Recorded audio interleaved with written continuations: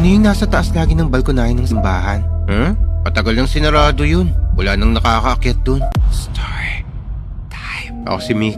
Nung lumipat kami sa probinsya sa may Cagayan de Oro, nahiligan na namin ng pamilya ko magsimba. Maganda kasi yung simbahan eh. Malaki, madaming paintings, at merong balkonahe sa taas malapit sa may entrance.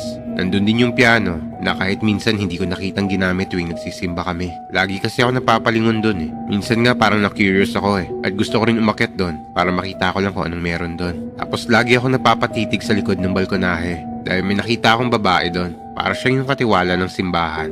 Napapansin na lagi akong lumilingon sa kanya kaya minsan iningitian niya ako at kinakawayan. Hindi kalaunan naging active ako sa simbahan. Nag-serve ako doon. Kaya naisip ko na baka pwede na akong pumunta sa balkonahe dahil taong simbahan na ako. Isang araw, tinanong ko yung mga matandang servers kung pwede ba akong umakyat sa may balkonahe. Nagulat ako kasi sabi nila matagal nang sarado yun at hindi